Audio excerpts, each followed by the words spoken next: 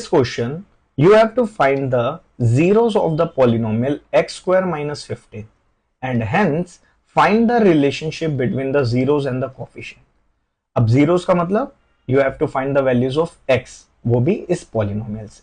जैसे कि आप 9th में मिडिल टर्म स्प्लिटिंग करते थे, वहां पे दो फैक्टर आते थे, फिर उनको जीरो के इक्वल पुट करने पर आपका x की वैल्यूज आ जाती थी. पहले हम यहाँ पे फैक्टर्स को फाइंड आउट करेंगे.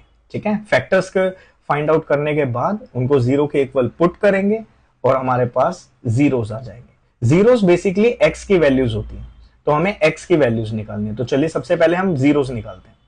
हमारे पास जो पॉलिनोमियल है वो है एक्स स्क्वायर माइनस 15. अब इस केस में आप मिडिल टर्म स्प्लिटिंग तो कर नहीं सकते, बट इतना है कि ये इसकी डिग्री 2 है, तो ये एक क्वाड्रेटिक पॉलिनोमियल है. और जितनी डिग्री होती है, इसकी डिग्री कितनी हुई? डिग्री हुई इसकी 2. तो इसका मतलब इसके जीरोस भी कितने होंगे? Number of zeros. Number of zeros वो भी कितने होंगे? 2, जिनको हम नाम क्या देंगे? Alpha and beta. तो चलिए निकालते हैं. अब इसमें मिडिल टर्म स्प्लिटिंग तो होगी नहीं, तो ये एक स्पेशल तरीके से होगा. इसे हम इस तरह से लिख सकते हैं, एक्स स्क्वायर माइनस, अब 15 एक स्क्वायर नंबर नहीं है, तो मैं इसे लिखूंगा रूट 15 का स्क्वायर. मतलब जो माइनस के बाद वाली टर्म है उसको भी मैं स्क्वायर में कन्वर्ट कर लूंगा. Now this will be A square minus B square. हम यहाँ पे आइडेंटिटी लगाएंगे, A plus B, A minus B.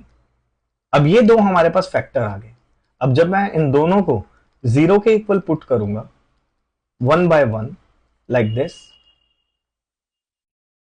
सो मेरे पास यहाँ पे x की एक वैल्यू आएगी. अब x की वैल्यू निकालने के लिए रूट 15 को राइट साइड लेके जाएंगे, that is minus root 15. Similarly इस माइनस रूट 15 को भी राइट साइड लेके जाएंगे, प्लस रूट 15. अब ये जो दो x की वैल्यूज आई हैं, इन्हीं को जीरोस कहते हैं. सो पहले वाले को नाम दे देंगे अल्फा और सेकेंड वाले को नाम दे देंगे बीटा, डेट इज रूट 15. ये तो जीरोस आ गए, आपका पहला काम तो खत्म हो गया. अब हमें यहाँ पे फाइंड द रिलेशनशिप, यहाँ पे फाइंड नहीं आएगा, यहाँ पे चेक आएगा या वेरीफाई. सो मैं इसे ठीक कर देता हूं. Hence verify relationship between zeros and coefficient. अब हम एक वेरिफिकेशन करेंगे, वेरिफिकेशन कि हमारा आंसर ठीक आया भी है या नहीं. जो पॉलिनोमियल था वो था एक्स स्क्वायर माइनस 15. किसी भी क्वाड्रेटिक पॉलिनोमियल को लिखने की जो स्टैंडर्ड फॉर्म होती है वो होती है A X square plus B X plus सी.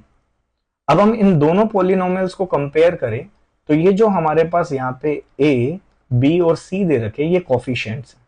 तो हम इन दोनों को कंपेयर करेंगे. जैसे कि एक्स स्क्वायर के आगे लिखा है ए, यहाँ पे एक्स स्क्वायर के आगे कुछ नहीं है तो 1 लेंगे. सो यहाँ पे ए की वैल्यू आ गई 1.